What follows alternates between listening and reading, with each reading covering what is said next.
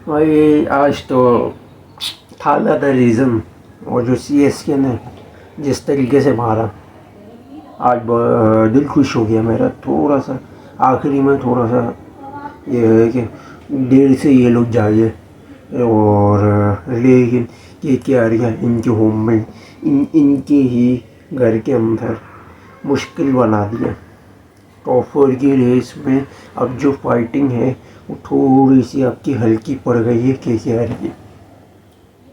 अब लखनऊ के और दिल्ली के पास फिर भी थोड़े अच्छे चांसेस हैं, लेकिन अगर गुजरात का तो नहीं, आरसीबी बल्कि पंजाब और मुंबई, ये दोनों अगर मैच जीत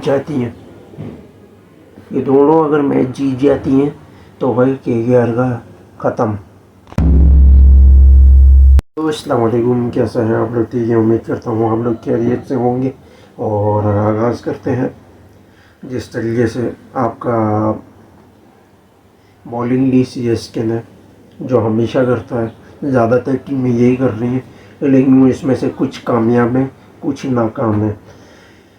और स्टार्टिंग थोड़ी सी नॉर एवरेज किया, लेकिन फिर अंशुल ने, फिर कंबोज ने गुरबाज को आउट कर दिया था। लेकिन रहाने की पिछले मैच में इंजरी हो गई थी फील्डिंग के दौरान यहाँ पे। उसके सब बावजूद जिस तरीके से पावर प्ले में नारायण के साथ मिलके इम्प्लीमेंट किया, भाई दाद देनी बनती। पूरा ये खुल गया था इसका, ये बहुत बुरी इसकी बॉल लगी थी इसके।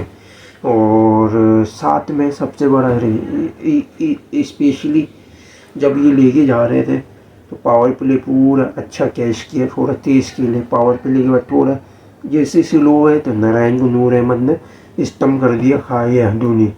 रघुवंशी आया, उसको भी एज निकल गया, उसके भी धोनी पकड़ लिया। जैसे ही मनीष पांडे आया, पांडे के आते ही थोड़ी बहुत कॉन्ट्रीब्यूशन कर रहा है रहाणे ने, क्योंकि वो हेटिंग अच्छी दे रहा था।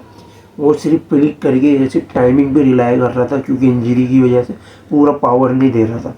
लेकिन जितना कर सकता था इसने किया। लेकिन फिर जैसे जडेजा जैसा बना पूरा पावर नहीं कर रहा था, हाफ खाली टचिस पे क्लिक पे खाली रिलाई कर रहा था। तो इसने पॉइंट और कवर के बीच का जो एरिया है ना, इस शॉर्ट स्क्वायर और वहाँ पे भी कैच दे दिया आपका फिर कॉनवे को।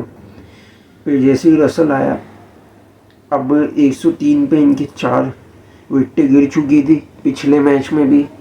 जिस तरीके से लखनऊ के अगेंस्ट ये क्या हारेगा, 126 तक रोक के रखा हुआ था, सेम टू सेम।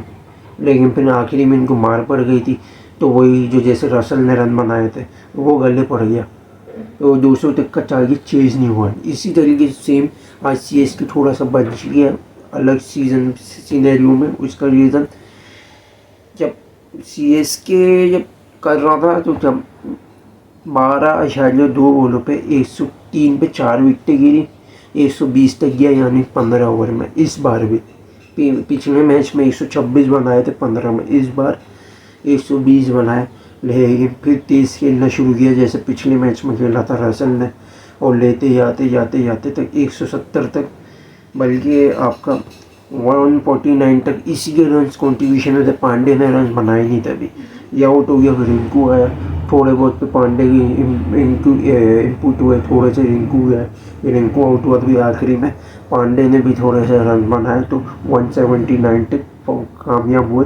शुरू में पांडे थोड़ा स्लो खेल रहा था, लेकिन सिर्फ रसल को थोड़ा सपोर्ट दे रहा था ताकि वो सेट हो जाए तो रन्स मिले। लेकिन रसल जल्दी आउट हो गया, वरना अगर चल जाता तो आज सीएसके भी खेलनी थी, सीएसके की भी आज 200 रन पड़ने थे। और फिर उसके बाद जब बैटिंग आई और आयुष मात्रे को जिस तरीके से अरोरा ने खाया, फिर नया एक बैटर इन्होंने पिक किया, उर्विल पटेल। अच्छा खेल रहा था, अच्छी हिटिंग दे रहा था, लॉग अच्छे हैं इसके, शॉट्स को जिस तरीके से पिक करता है, क्रिएट करता है, जनरेट करता है, वो भी अच्छे हैं इसके। तो ये खेल ही रहा था, तो फिर कॉनवे को मोइन अली ने बॉल मार दिया आम बॉल पे। फिर उर्विल पटेल आउट हो गया, सॉरी पाटिल क्यों आ रहा है मुँह पे, अर्शित की बॉल पे। फिर आपका अश्विन को सोने पर सुहा गया भाई, ऊपर भेजा इन्होंने ब्रेविस की जगह। हद है, आउट हो गया मुझे जडेजा आया। खड़ा होने की बजाय ब्रेविस के साथ जडेजा भी निकल लिए वरुण की बॉल पे। यहाँ थी 60 पे 5 विकेटें गिर चुकी थी। 6ठा ओवर चल रहा था ये पावर प्ले में, समझ लो पावर प्ले में 5 विकेटें। और पीछे अब दुबे और ब्रेविस के ऊपर गेम था। पीछे सिर्फ एक ही बैटर बचा था, वो था MS धोनी। उसके अलावा और कोई बैकअप नहीं है।